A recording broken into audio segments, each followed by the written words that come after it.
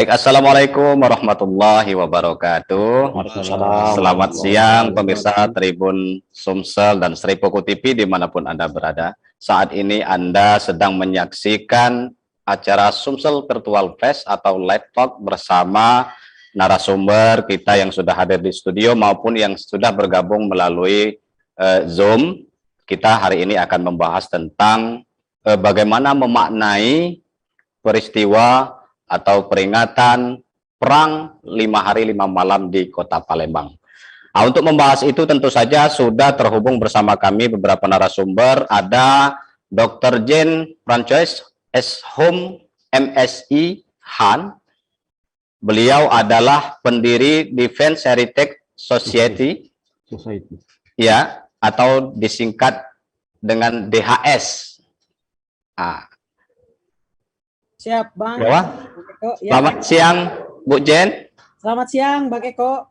Baik, Bu Jen ini adalah lulusan S1 Prodi Prancis Fakultas Ilmu Budaya UI, Bu ya? Betul. Kemudian S2-nya di Universitas Pertahanan RI dan Summer School Unip Adam Mickiewicz Poznan, Poland tahun 2016.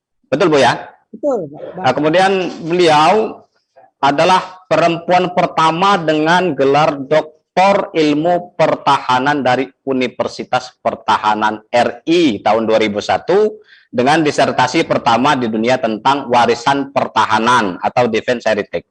Nah, beliau juga pendiri masyarakat warisan pertahanan sejak tahun 2018, Bu Jen ya? Betul, Bang. Dan sekarang bekerja sebagai dosen tetap sejarah pertahanan di Presiden University Jababeka Cikarang dan dosen tidak tetap di Universitas Pertahanan RI. Nah, apa itu Defense Heritage Society atau masyarakat warisan pertahanan? Ibu Jen sendiri nanti yang akan menjelaskan. Selain itu saya sapa juga narasumber kita yang lain yang juga sudah terhubung. Ada Pak Andika Alfatana Putra Pandu Pratama. Baik. Selamat siang Pak Andika. Selamat siang Bang Eko, bagaimana kabarnya Pak? Alhamdulillah, sehat Pak ya? Alhamdulillah, sama-sama Pak. Pak Andika ini adalah Sekjen DHS Pak ya? Ya, betul Pak. Ya, kebetulan beliau juga sudah terlebih dahulu mengirimkan tulisan atau berupa artikel atau opini yang sudah dimuat di halaman cetaknya Tribun Sumsel. Nanti akan kita bahas juga bersama Pak Andika. Siap. Dan narasumber lainnya juga sudah hadir di studio kami. Di sebelah kiri kami tepatnya ada Pak Febri Irwansa atau yang lebih top atau lebih populer di Sumatera Selatan ini dengan sebutan, dengan julukan atau dengan akrab dipanggil Kak Febri Alintani. Beliau adalah pemerhati dan penggali sejarah di Sumatera Selatan. Nanti kita juga akan berbincang banyak tentang seperti apa suasana atau peristiwa Perang 5 Hari 5 Malam yang ada di Palembang. Dan saya sebagai host tidak sendiri, ada Bung Dudi Oskandar yang akan lebih banyak nanti memimpin diskusi kita hari ini untuk menggali lebih dalam tentang cerita seperti apa yang terjadi dan hikmah apa yang bisa kita ambil dan langkah apa atau strategi apa yang akan kita perbuat ke depan agar Perang 5 Hari 5 Malam ini tidak hanya menjadi bagian catatan sejarah saja, tapi ada manfaatnya untuk kedepannya nanti. Selamat siang, Bung Dodi. Sudah siap ya ngobrol dengan Dr. Jen ya? Baik, kita langsung saja ke Dr. Jen dulu. Dr. Jen, siap. Mungkin perlu dijelaskan apa itu DHS? Siap, Bang Eko. Terima kasih kesempatannya. Pertama-tama izinkan kami menyapa yang kami hormati Pak Febri. Kami terbiasa memanggil beliau nih Pak Pangeran Febri. Ya, kami Pak Febri ya, Pak Febri. Iya. Kami hormati dan juga Bang Dudi Iskandar. Ya. Terima kasih atas kesempatan pada siang hari ini. Juga di sini kami ditemani oleh Pak Andika selaku Sekjen DHS. Nah, pertama-tama kami ingin mengapresiasi setinggi-tingginya dari pemberitaan, kemudian media sosial tentang Perang 5 Hari 5 Malam di Palembang. Ini hal yang luar biasa dan menjadi spirit ya, motivasi bahwa Palembang itu bisa menghidupkan narasi sejarah perjuangan bangsa seperti itu. Di mana narasi sejarah perjuangan bangsa itu adalah menjadi inti daripada penelitian warisan pertahanan gitu ya. Mungkin kalau Bang Eko ini bertanya-tanya, wah ini pertahanan kok bahasnya bahas-bahas sejarah kayak gitu ya. Jadi memang inilah kekasan penelitian defense heritage Bang Eko.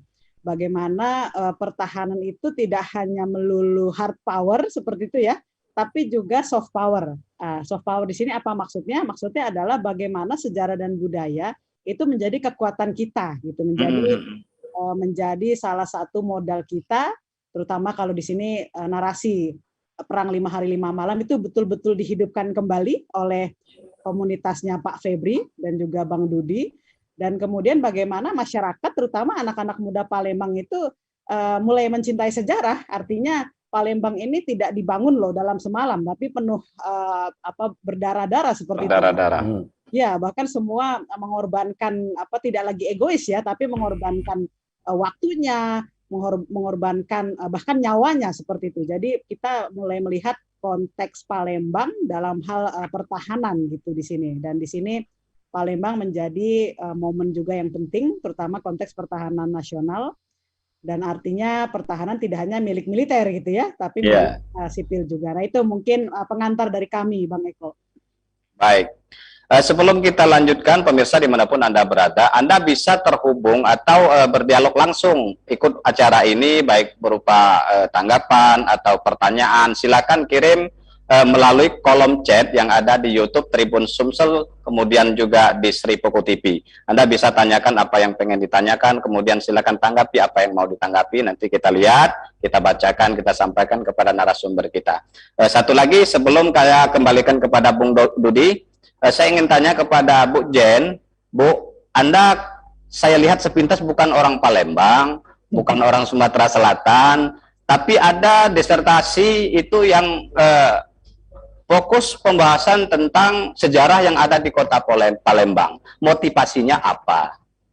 Ya, terima kasih Bang Eko. Ya, memang saya ini lahir di Jakarta gitu ya. Nah, di dekat kota saya lahir ini ada Palembang ini saya rasakan dalam PMP ini. Jadi saya penikmat PMP dan ketika saya penelitian di Palembang, ya, jadi saya penelitian di 6 kota, Jakarta, Surabaya, terutama kemudian Bandung, Palembang, Manado, kemudian daerah lain yang Manado juga Ambon. Nah itu juga waktu itu bekerja sama dengan salah satu teman S3 Unhan seperti itu karena kebetulan beliau PNS di Kemhan. Nah motivasi daripada penelitian di Palembang adalah untuk melengkapi narasi sejarah pertahanan, Bang Eko, karena seolah-olah kita melihat pertahanan ini melulu hard power seperti itu ya. Kita membahas komponen cadangan, modernisasi alutsista seperti itu. Tapi hal-hal utama yang sebetulnya menjadi modal ekonomi masa depan gitu dilupakan. Kalau kita belajar dari negara-negara maju itu justru sejarah dan budaya yang menjadi sentral gitu. Jadi ekonomi mengikuti perkembangan sejarah dan budaya. Kalau di Indonesia ini kan kebalik gitu ya. Jadi ekonomi dulu, nah sejarah budaya mungkin hanya pelengkap atau hanya gimmick. Nah inilah yang motivasi kami, Bang Eko, kami memiliki ambisi gitu ya, bisa membawa ide defense heritage ini tidak hanya berhenti di 6 kota, tapi juga di 34 provinsi kayak gitu, dan juga pengen membangun museum pertahanan itu, karena belum ada suatu museum pertahanan yang menceritakan sejarah perjuangan bangsa secara utuh, termasuk ya sejarah Palembang ini ya, Perang 5 Hari ini sangat luar biasa untuk konteks pertahanan kita. Baik, masih banyak tentu Bung Dudi yang akan kita bahas. Tapi rasanya kurang pas kalau kita belum mendengarkan suara Pak Andika ini. Kita tes voice dulu, Bung Dodi. Nah, Pak Andika ini tiba-tiba mengirimkan opini yang kita muat dicetak Tribun Sumsel. Sementara saya lihat biodatanya ternyata juga bukan orang Palembang. Nah, orang Bogor ternyata. Nah, apa yang melatar belakangi Pak Andika ini sehingga tertarik untuk menuliskan tentang cerita Perang 5 Hari 5 Malam, kemudian disertai juga dengan harapan-harapan atau solusi-solusi seperti apa yang ditawarkan dalam tulisan itu. Silakan, monggo Pak Andika. Baik, terima kasih atas kesempatan yang diberikan. Sebelumnya saya ingin menyapa ada Bang Febri, ada Mas Dudi. Sebelumnya salam kenal. Ya. Bang, ya. Terus ada pimpinan saya selaku pendiri dari DHS, Ibu Jen. Ini jauh tapi dekat gitu, Pak. Dekat tapi jauh. Baik, memang sepertinya sebuah panggilan batin dari saya, Pak, mengapa saya perlu menarasikan ya tidak hanya Palembang khususnya, tetapi memang ada kesempatan untuk bagaimana sih memperingati Perang 5 Hari 5 Malam gitu kan, sebagai perjalanan sebuah bangsa besar gitu, Pak. Jadi saya tidak hanya melihat Palembang saja gitu kan, tetapi momennya gitu kan pada bulan Januari ini bahwasannya jika kembali kepada tahun 1945 sampai 1949 di mana Indonesia masih mempertahankan kemerdekaannya, bulan Januari itu menjadi titik tolak yang sangat penting begitu Pak, antara apakah Indonesia merdeka secara penuh atau tidak gitu kan. Nah, salah satunya ditangkap melalui peristiwa 5 hari 5 malam perang di Palembang begitu Pak. Oleh sebab itu sebagai seorang praktisi juga Pak di bidang pertahanan saya mencoba gitu menarasikan bahwasannya ini tuh menjadi sebuah perjalanan bangsa yang penting gitu kan. Tidak mudah untuk menjadi seorang Indonesia pun gitu Pak, dan saya kira tidak mudah menaklukkan kota Palembang juga begitu Pak. Ini temuan saya yang menarik gitu Pak, bahwasannya Belanda pun tidak bisa mampu untuk mencapai kota gitu kan, meskipun mereka punya peralatan yang canggih, komando-komando yang strategis, tetapi nyatanya dengan hanya bambu runcing pun kita juga mampu begitu Pak. Sehingga ini saya kira menjadi titik tolak ya, apalagi memasuki tahun 2022 yang saat ini telah kita lewati gitu, bisa menjadi momentum begitu Pak bagi kota Palembang khususnya tidak hanya menjadi kota empek-empek begitu Pak, tetapi harapannya bisa juga menjadi kota perjuangan gitu Pak. Nah, ini saya kira bisa nanti kita diskusi lebih lanjut lah ke depan. Kira-kira begitu Bang Eko. Terima kasih.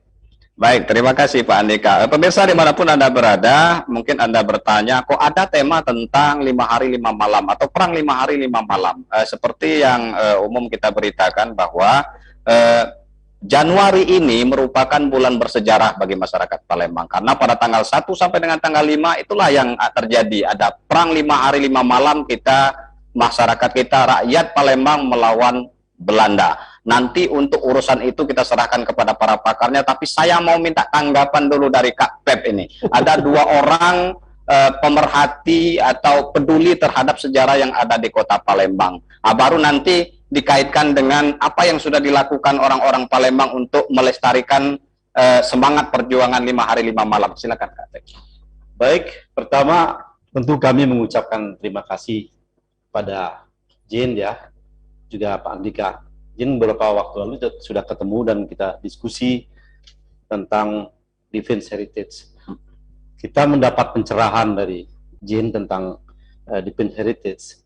Yang selama ini kita pikir misalnya Benteng Kota Besar itu adalah cultural heritage ya, yang leading sektornya di Kementerian Kebudayaan atau Dinas Kebudayaan di sini.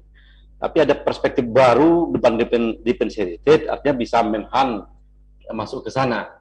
Sayangnya mungkin karena memang belum ada program di Kemhan tentang Defense Heritage. Sekarang kita kan lagi berjuang juga untuk BKB agar dikelola secara baik, sebagaimana heritage di tempat-tempat lain. Itu ada pengelolaan secara baik dan kita belum sampai ke sana nih. Nah, karena itu dengan adanya Pak Jin waktu kemarin kita sama Pak Teo yang datang ke Palembang kemarin, kita dapat pencerahan dan Kesultanan Palembang Darussalam mencoba mengikuti perspektif ini. Nah, sampai sekarang kita masih berjuang untuk BKB dan kita melibatkan banyak pihak juga, termasuk dari organisasi politik, juga organisasi Zuriat Palembang sendiri. Dan mudah-mudahan dalam waktu yang dekat ini kita bisa ke Jakarta dan ketemu Kemhan, kalau perlu ketemu Pak Jokowi agar PKB bisa diposisikan sebagaimana heritage. Tentu kita masih minta bantuan dari Mbak Jin, terutama Andika juga, karena sekretaris saya ini kan. Artinya nanti kalau sudah buat organisasi seperti itu kan tentu lebih memperkuat. Artinya Jin dan Andika itu punya alasan tadi yang tepat kalau dia ke sini, dan kita sangat senang untuk bekerja sama, dan saya setuju bahwa dengan bambu runcing, tapi di balik bambu runcing itu sebenarnya ada semangat yang luar biasa. Dan Palembang itu bukan baru perang 5 hari 5 malam berperang, mulai abad 15 sampai terakhir abad 17 16 itu Kuto Gawang dibakar, terus diulangi oleh Sultan Mahmud II sampai ke dia singkat Ternate, 18-19 kita menang. Jadi semangat itu terus berkobar-kobar, dan kemudian 45 kita merdeka, tiba-tiba mau diambil lagi oleh Belanda. Semangat itulah yang paling hebat di rakyat Palembang, saya kira. Gitu. Baik, Kak Febri, cukup menggebu-gebu, dan kita akan cari tahu tadi. Nanti kita akan cari tahu apa yang harus kita lakukan ke depan ini, baik dari Dr. Jen, kemudian Pak Andika, dan juga Kak Pep. Nah, di ujung sebelah sana sebetulnya saya ingin perkenalkan juga kepada para pemirsa sekalian. Beliau ini juga jurnalis, sama seperti saya, tapi lebih punya minat untuk menggali sejarah-sejarah yang ada di Sumatera Selatan, dan lebih banyak bergabung dengan komunitas-komunitas sejarawan, budayawan yang ada di Kota Palembang. Nah, mungkin sudah banyak sekali yang ingin dibahas atau disampaikan pada kesempatan ini. Dengan seluas-luasnya saya serahkan kepada Bung Dudi Oskandar. Silakan. Selamat siang Mbak Jen dan Pak Andika. Selamat siang Bang Dudi. Jadi menarik Pak membahas soal perang 5 malam dikaitkan dengan Event Heritage ini. Sebelum kita masuk, sebelum saya bertanya Pak, Bu, saya ingin ngasih sedikit informasi bahwa perang 5 malam ini kan terjadi tanggal 1 sampai tanggal 5 Januari 1947 di Kota Palembang. Sebenarnya ini rangkaian juga sebenarnya dari rencana besar Belanda untuk menguasai Indonesia. Jadi Palembang itu hanya sebagian kecil wilayah, ya, di mana termasuk daerah yang dianggap Belanda sebagai daerah potensial untuk kembali dijajah setelah mereka menang perang Asia Pasifik tahun 45 itu oleh Sekutu. Sebenarnya menarik juga perang 5 malam ini, bahwa perang ini terjadi kan karena di kondisi di mana proklamasi 17 Agustus kita itu nggak laku di dunia internasional, Pak, karena belum diakui oleh dunia internasional. Jadi baru pengakuan sepihak. Kemudian kita tahu bahwa kondisi tanggal 17 Agustus itu dari 17 Agustus 45 sampai masa 47 kan itu memang masa-masa kegentingan bangsa Indonesia. Kenapa? Kita dalam kondisi terjepit kan. Kita sudah dijajah oleh Belanda, kemudian datang Sekutu, kemudian Belanda masuk lagi. Kondisi-kondisi ini kan yang membuat bangsa kita jadi sedih kan, jadi perang ini membuktikan bahwa masyarakat Palembang itu juga sebenarnya ikut melakukan perlawanan juga untuk kemerdekaan, untuk melaksanakan menjadikan kemerdekaan itu nyata. Jadi bukan hanya sekedar ucapan sepihak tapi juga menjadi bentuk konkret bahwa memang bangsa ini memang ada penghuninya yang memang berhak untuk tinggal dan merdeka di situ. Nah, saya pengen kita kembali ke konteks sekarang, konteks 2022, di mana kita menghadapi kondisi bangsa yang kita tahu bahwa disintegrasi bangsa itu sepertinya sudah terlihat di bangsa kita ini kan, Bapak Ibu Pak Andika, Bu Jen. Bagaimana Papua memberontak, kemudian bagaimana sesama anak bangsa kita saling menghina, kemudian saling menyudutkan, tidak ada rasa persatuan. Ini kan konteks ini kan berbalik dengan pada masa itu kan, sambil contoh perang 5 malam, di mana di masa itu tidak ada sebenarnya pejuang-pejuang itu, termasuk Laskar TNI, kan dipersatukan dengan satu kekuatan, ingin merdeka. mereka meninggalkan apa yang namanya itu perbedaan suku, perbedaan bangsa, perbedaan agama, itu yang yang lebih diutamakan. Nah, saya ingin bertanya dengan Pak Andika dan Mbak Jet, bagaimana sih untuk kita kembali ke kondisi 47 itu, di mana kita bisa satu, sehingga akhirnya kita bisa kita setelah agresi militer Belanda kedua tahun 48, kemudian masuk ke perjanjian konferensi meja dan lainnya, dan ada pengakuan dari dunia internasional, dan akhirnya negara-negara di dunia mengakui kita. Dengan konteks kekinian ini, gimana solusinya untuk kembali ke masa itu, di mana persatuan itu menjadi kunci segala permasalahan bangsa pada waktu itu, Pak. Mbak Jaya, Pak Andika, silakan, Pak.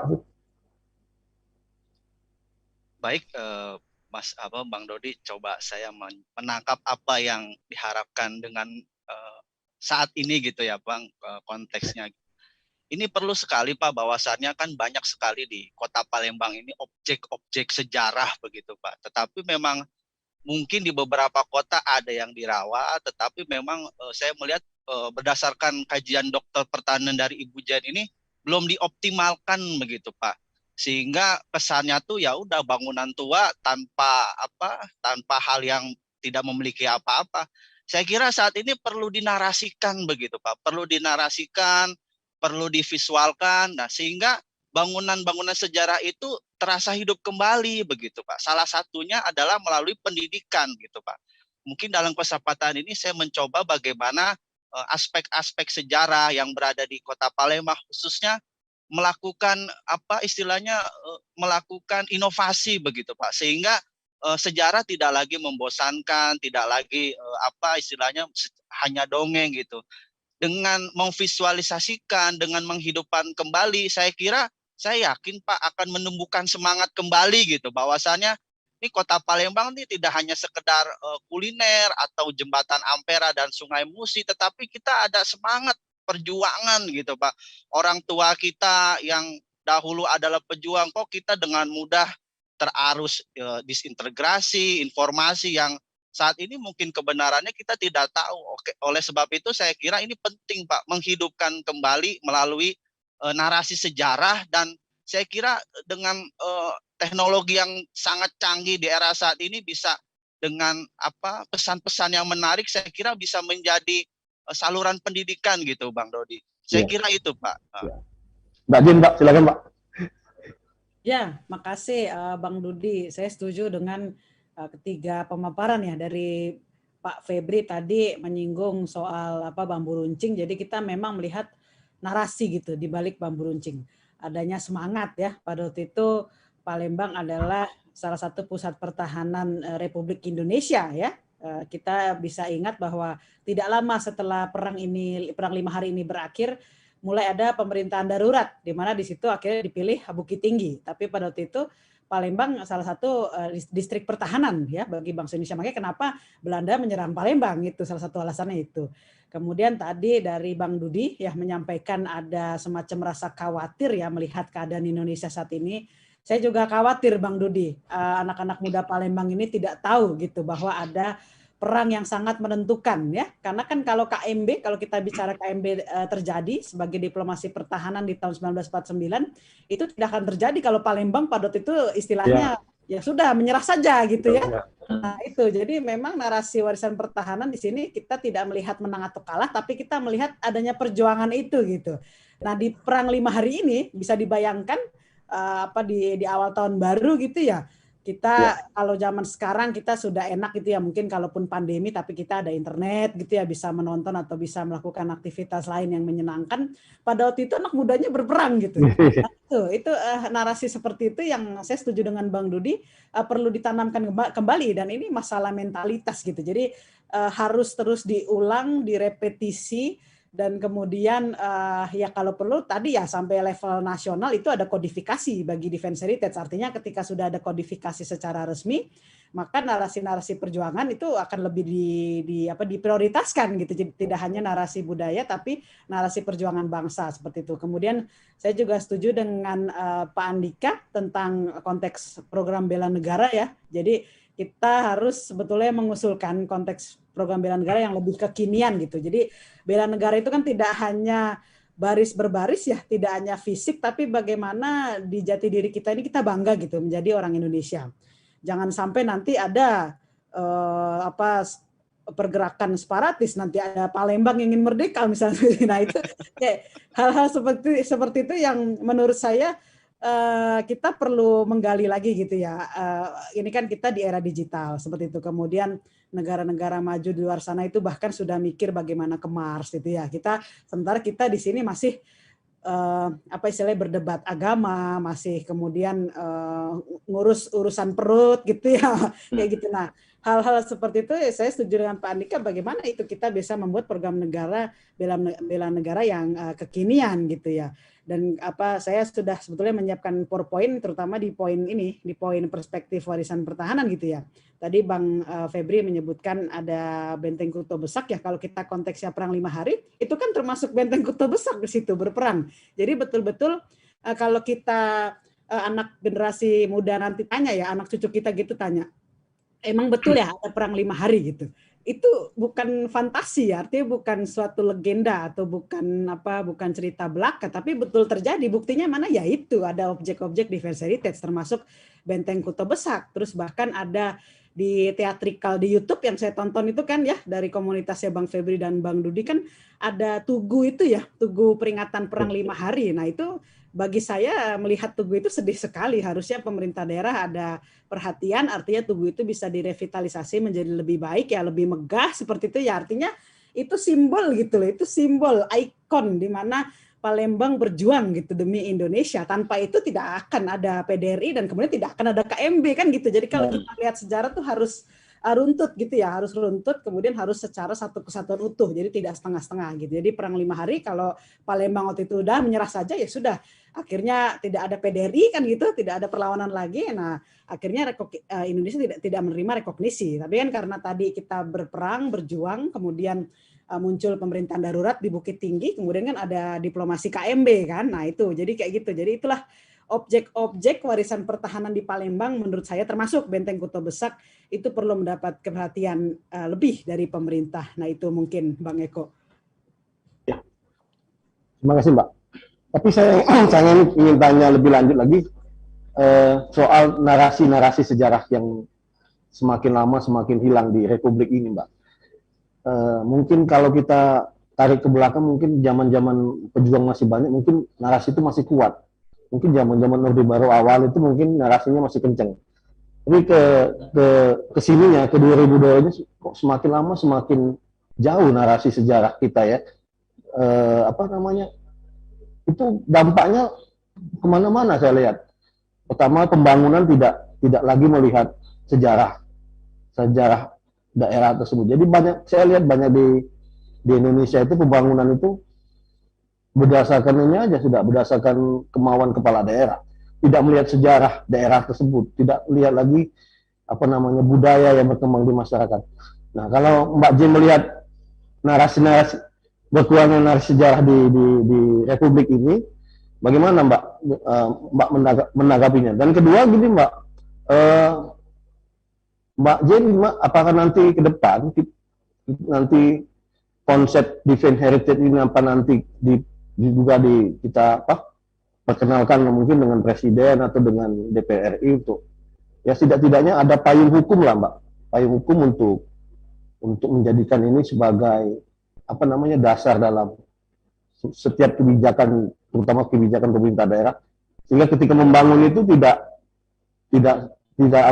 sembarangan, ada nilai-nilai atau ada aturan yang dipegang oleh mereka, terutama nilai-nilai sejarah yang ada di negara ini, termasuk di Palembang, termasuk juga Pak Andika boleh menanggapi.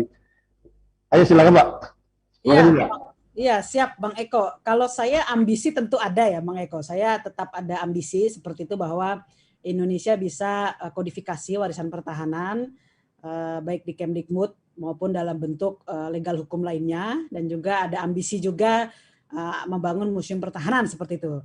Tapi kalau kita hanya berambisi saja terus tidur siang kan tidak ngapa-ngapain ya Bang kayak gitu. Jadi tetap setiap kali ada kegiatan Defense Heritage saya selalu WA Bang Dudi kayak gitu ya. Kemudian WA Bang Febri, tujuannya adalah untuk saling mengingatkan gitu bahwa saya tidak bisa bergerak sendirian kayak gitu.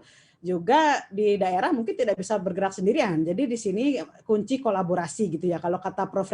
Renald Kasali kan sekarang eranya kolaborasi gitu. Jadi pemerintah daerah mungkin dengan keterbatasan sumber ya atau referensi membutuhkan akademisi gitu. Nah, saya sebagai akademisi mungkin tidak punya kekuatan politik kan gitu. Tapi seniman dan budayawan seperti Bang Dudi kemudian Bang Febri ini memiliki suatu masa gitu ya, masa yang bisa diberikan narasi sejarah dan budaya. Nah, jadi saya setuju dengan Prof. Renald Kasali, perlu kolaborasi di sini kuncinya, dan semoga dengan saya membentuk organisasi ini gitu ya, organisasi masyarakat warisan pertahanan, ini bisa lebih banyak kegiatan-kegiatan Defense Heritage. Karena kalau saya diam saja kemudian menunggu pemerintah melegalkan Defense Heritage mungkin 50 tahun lagi gitu baru kayak gitu, karena kan tetap kita melihat proses birokrasi gitu ya yang tidak mudah. Jadi tetap saya dengan segala kekuatan saya ya membangun organisasi itu, Defense Heritage Society itu gitu Bang Eko. Andika Pak. Baik, Bang Dudi, saya coba bagaimana sih dengan tantangan yang dihadapi saat ini Bang Dudi ya.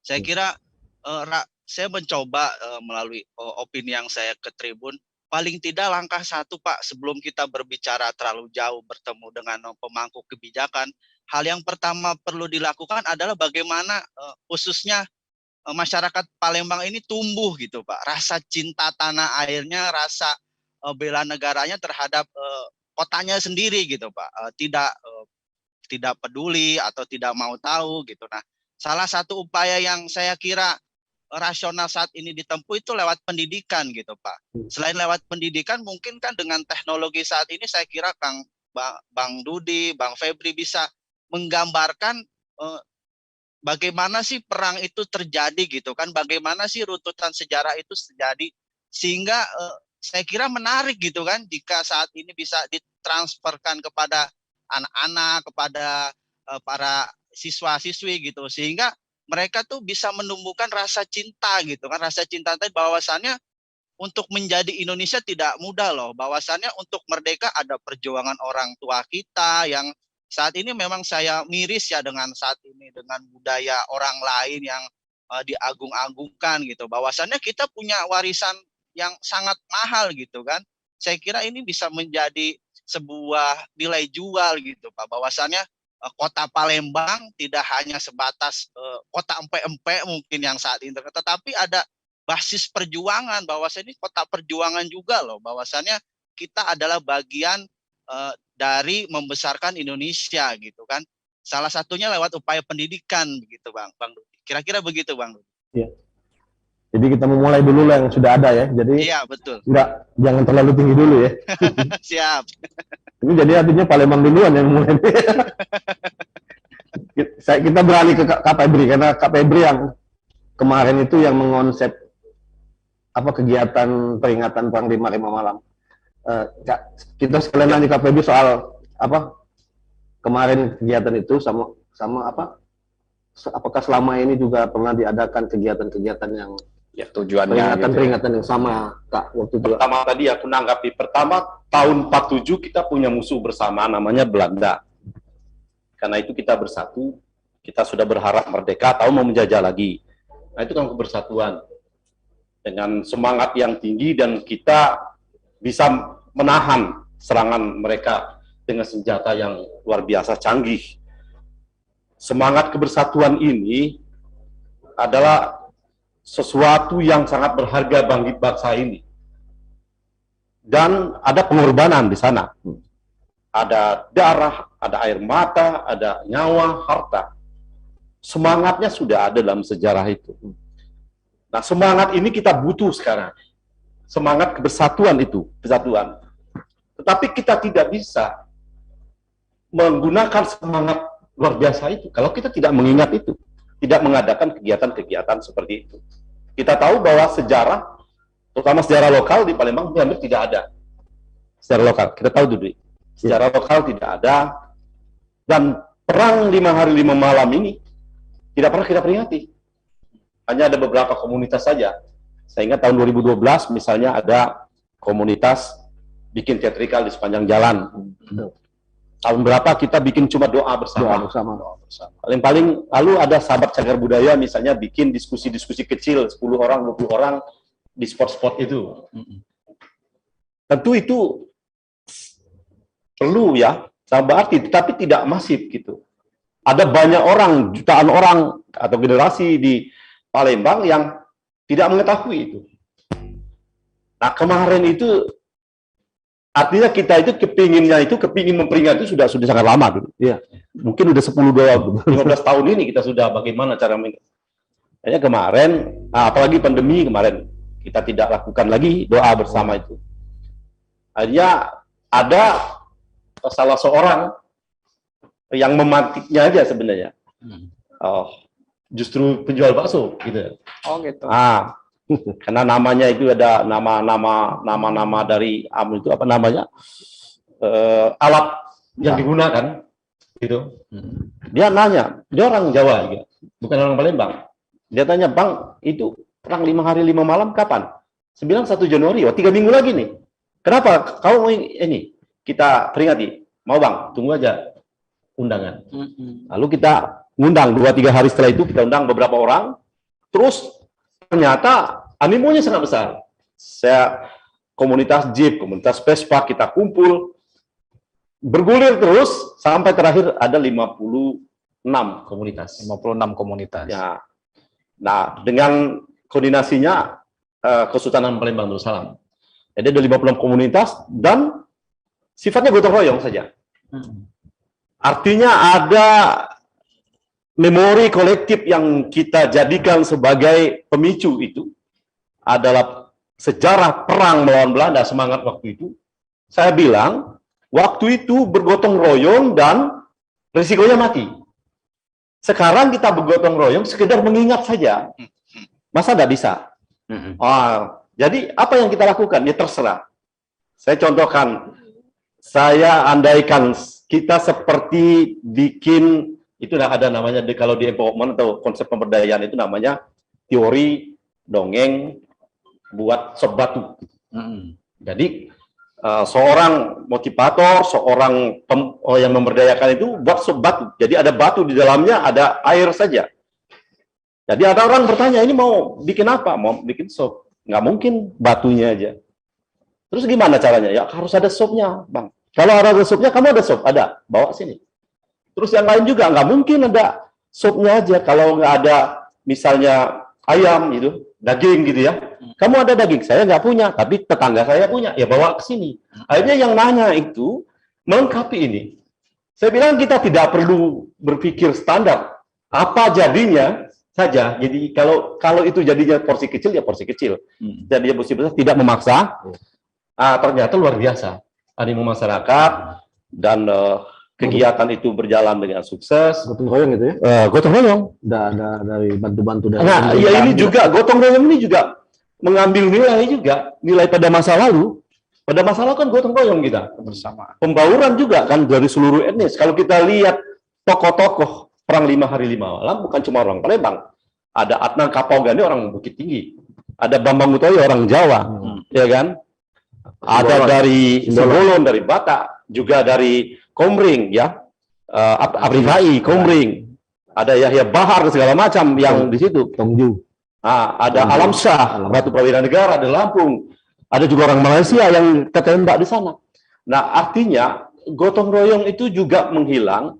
Saya kira ini bagus dijadikan bahwa gotong royong sebagai nilai sosial kita, basis kita, menurut Bung Karno di basisnya Pancasila, untuk mengingat hal seperti ini. Ternyata semua itu, kalau kita ingatkan, tapi mereka tidak tahu. Ada yang ngomong, saya baru kali ini tahu bahwa 1 Januari sampai 5 Januari ini ada perang 5 hari 5 malam. Taunya tahun baru aja kan? Iya. Malamnya kita begadang, bakar jagung. Nah, 1 Januari lebih berarti saya kira diperingati. Bukan berarti kita menafikan tahun baru, tapi 1 Januari bagi perjuangan Republik ini.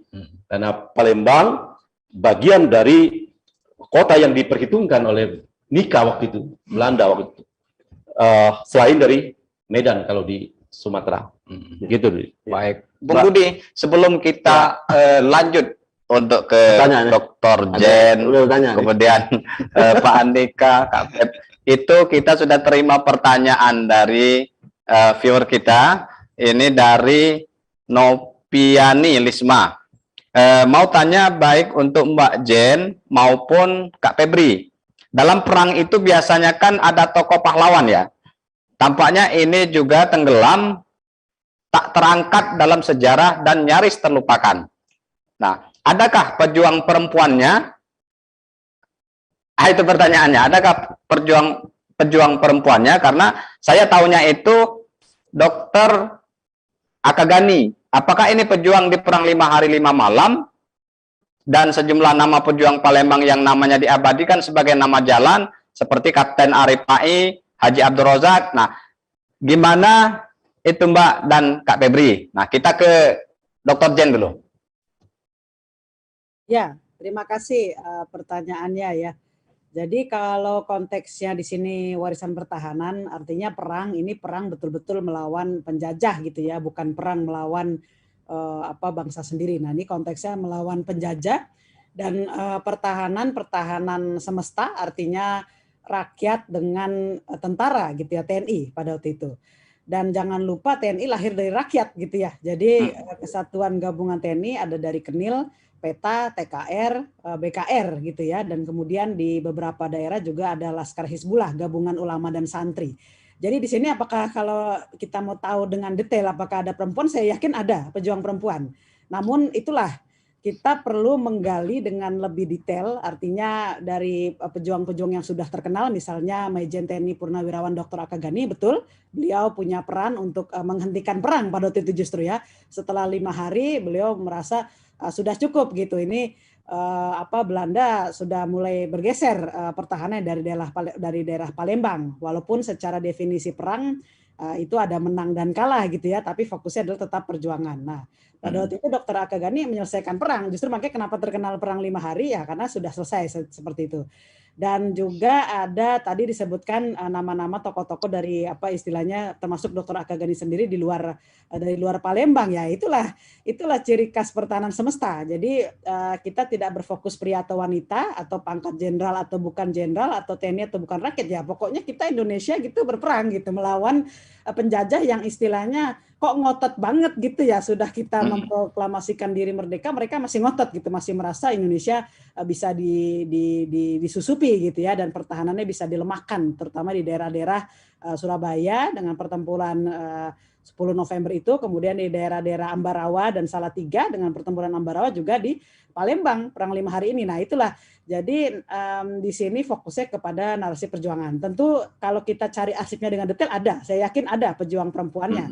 Dan itulah tugas kita bersama, kalau kita sudah yakin secara ilmiah kita buktikan memang ada, itu bisa kita usulkan menjadi nama jalan baru mungkin pejuang-pejuang perempuan itu. Demikian Bang Eko.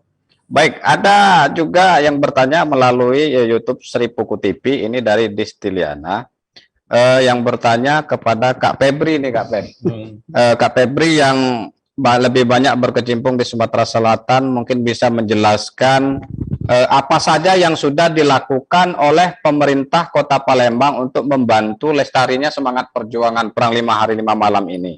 Itu yang pertama. Yang kedua, yang saya tahu dulu ada tugunya di dekat stasiun Ampera kalau sekarang, tapi sekarang juga ada di Gandus. Seperti apa penjelasannya?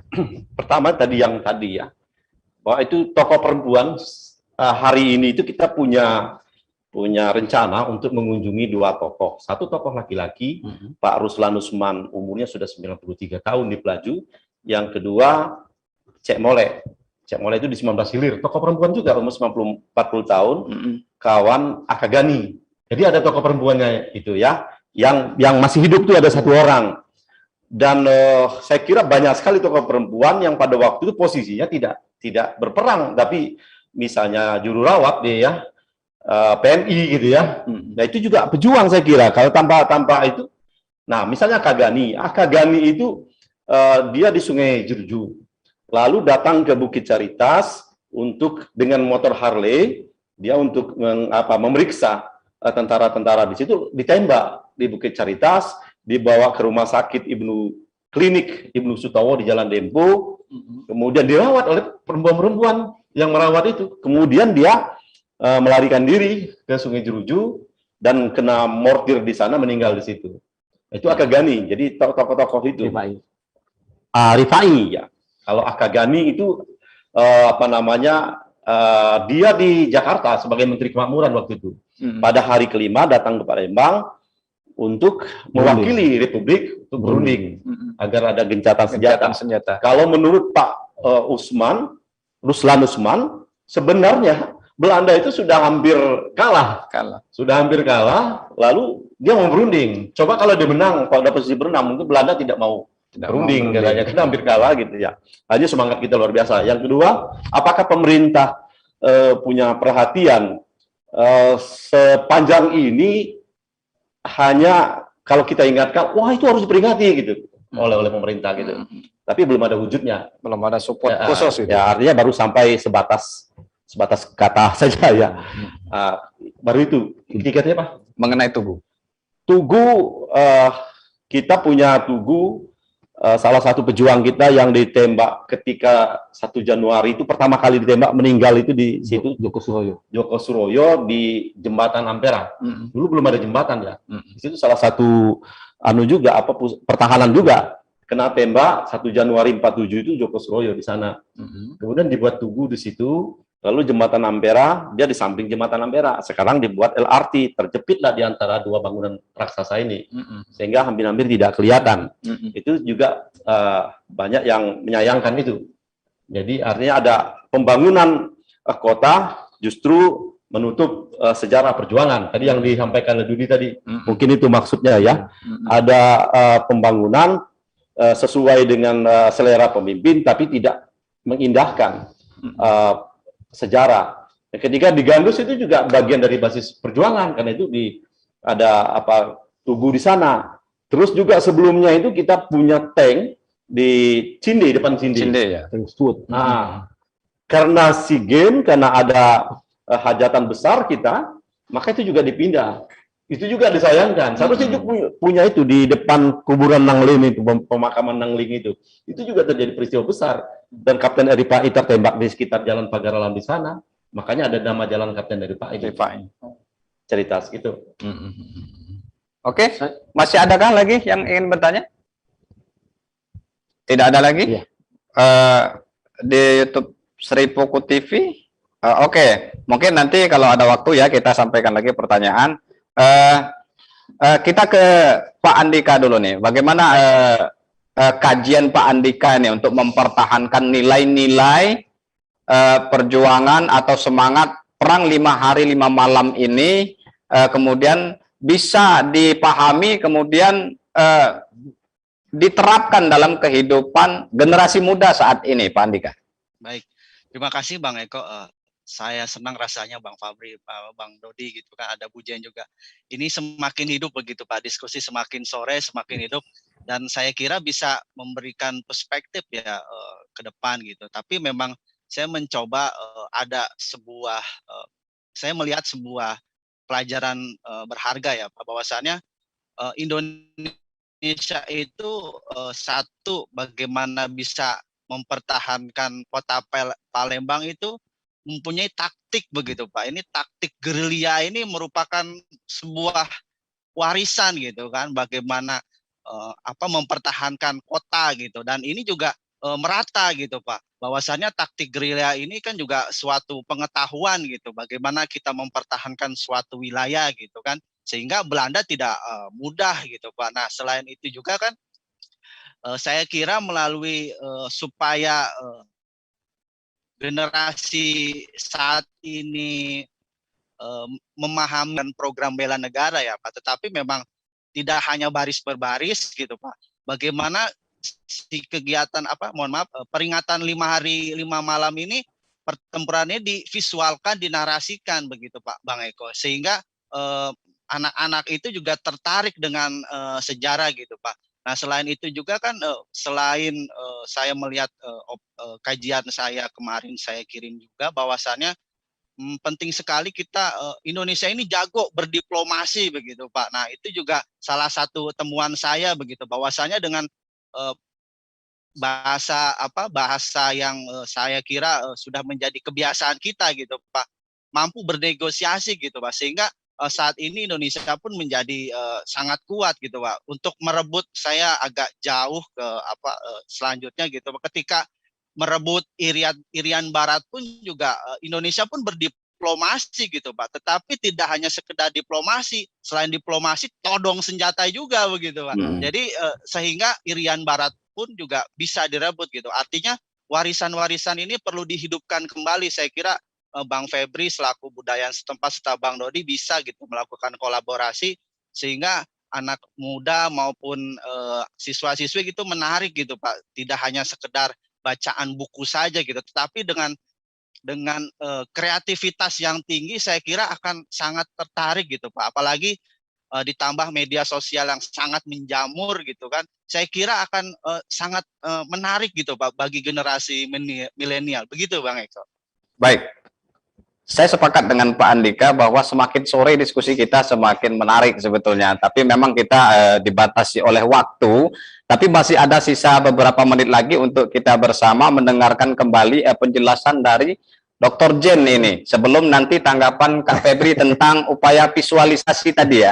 Nah, Dr. Jen, mungkin bisa menjelaskan seperti yang Dr. Jen tadi jelaskan bahwa menggali sejarah harus runut gitu ya, harus runut dari awal.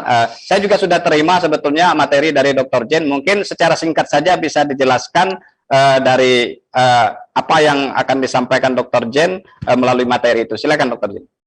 Ya, terima kasih Bang Eko. Jadi memang penekanan di dalam penelitian warisan pertahanan itu dalam disertasi saya menggunakan metode penelitian sejarah, terutama sejarah total dan sejarah rakyat sehari-hari gitu ya. Itu dari Mark Bloch dan juga Pierre Nora. Kebetulan keduanya ini orang Eropa gitu ya, di mana kalau kita lihat kalau kita ke Eropa itu wujud daripada rasa bangga atau apresiasi terhadap sejarah itu luar biasa. Museumnya, kemudian objek-objek warisan pertahanannya itu betul-betul dirawat dan ditumbuhkan dengan luar biasa, dibangun juga dengan megah gitu ya, tidak asal sekedar menjadi tanda tapi menjadi ikon gitu. Nah, konteks di dalam metode penelitian sejarah sehari-hari atau sejarah total itu menekankan tidak hanya pahlawan-pahlawan yang terkenal, tapi juga pahlawan-pahlawan yang mungkin kita belum tahu perannya apa, tapi juga kita bisa gali gitu ya. Cara menggalinya itu yang menjadi tantangan bagi kita, bagi para sejarawan dan budayawan di Indonesia, terutama di Palembang. Contohnya tadi Bang Febri mengatakan di Palembang mungkin ya tidak ada sejarah lokal, tapi kalau kita bisa lihat dari arsip-arsip Palembang di era-era Nusantara gitu ya, era-era pra kemerdekaan, itu sebetulnya bisa tuh dijadikan salah satu narasi bagaimana sih orang Palembang itu bertahan ya, bertahan hidup. Jadi tidak hanya di dalam konteks perang tapi di konteks sehari-hari. Itu kekasan daripada penelitian warisan pertahanan. Terus yang kedua, kekasan lainnya adalah menekankan pada sejarah perjuangan bangsa. Nah, konteks berjuang di sini tidak harus menang ya. Artinya tetap ada perjuangan dan tetap artinya konteks becoming Indonesia, jadi mempertahankan dan meraih kemerdekaan. Itu periode waktu Defense Heritage dari 1511, yaitu ketika Portugis masuk ke Malaka, sampai 1949 ketika Indonesia berhasil mendapatkan rekognisi dunia sebagai negara yang betul-betul merdeka dan memenangkan agresi militer. Nah, itu kekasan yang kedua. Kekasan yang ketiga adalah di dalam suatu narasi penelitian warisan pertahanan itu kita melihat adanya kemanunggalan. Jadi kalau di daerah-daerah di Eropa, contohnya di Norwegia, itu hanya benteng ya. Jadi bentuk atau wujud defense heritage-nya hanya benteng.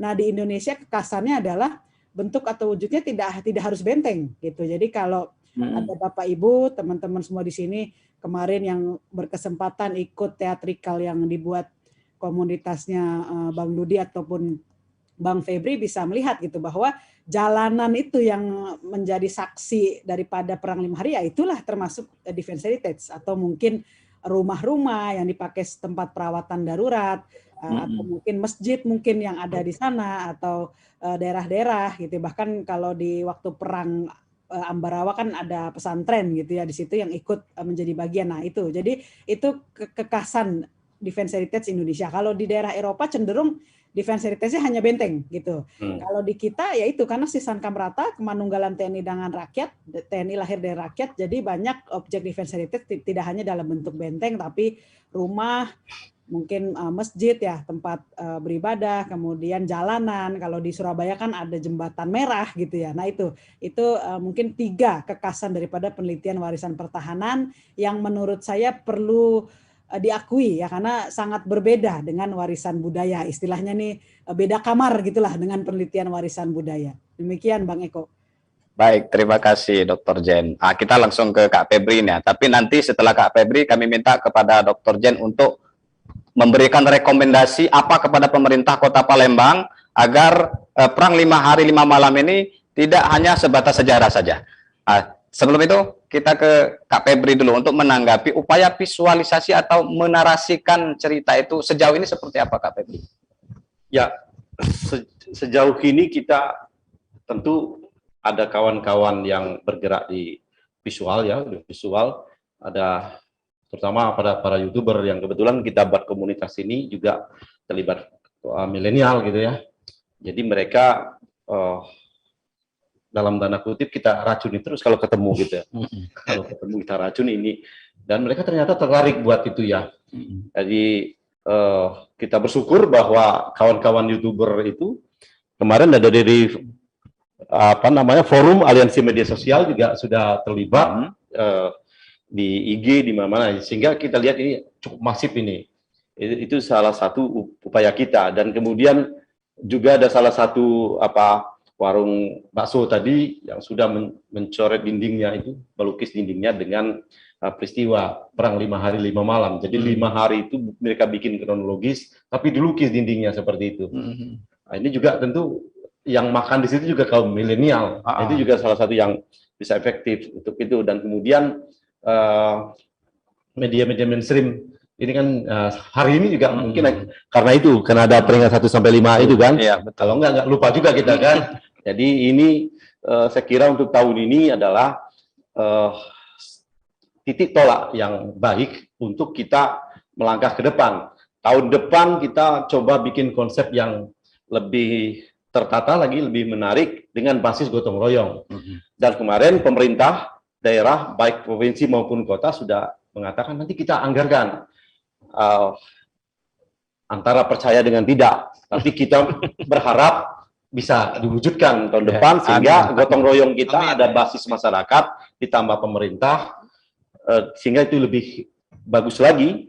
Dan sehingga 5 hari itu bisa kita buat peringatan, tentu tidak saja menguntungkan dari sisi identitas, dari sisi kita mengenang sejarah semangat perjuangan kita, tapi juga bisa menguntungkan bagi industri kreatif. Saya kira kalau 5 hari kita buat dan itu bisa mengundang banyak orang ke Kota Palembang gitu. Ya, betul. Nah, saya kira itu dari dari perspektif defense heritage, saya kira Palembang ini, dan saya setuju tadi saya ingin ini statement closing saya setuju untuk bikin Palembang itu menjadi kota perjuangan sebenarnya.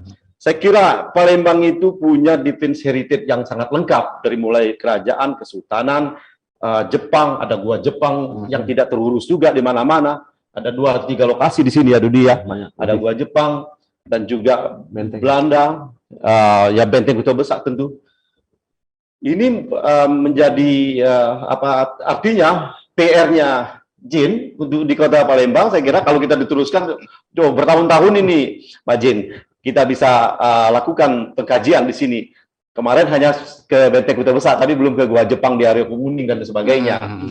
Nah, untuk itu kita berharap juga kepada pemerintah daerah, karena sistem pencatatan pahlawan ini sekarang hanya di pusat ya, pahlawan nasional.